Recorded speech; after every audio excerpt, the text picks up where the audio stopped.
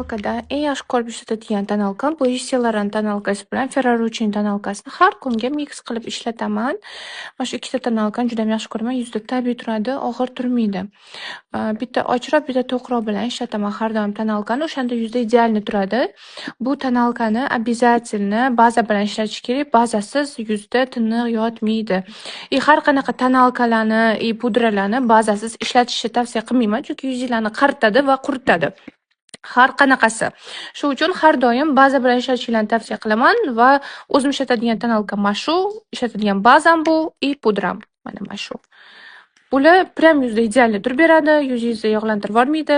Quruq yuzga ham, yog'li yuzga ham, aralash yuzga ham tushadi va eng asosiysi sostaviga garantiya bera olaman, chunki men o'zimga ham ishlataman buni va kim agar yuzini idealni turishini xohlasa, mana shu tonalka yoki bu baza pudra bilan ishlatishinglarni tavsiya qilgan bo'lardim.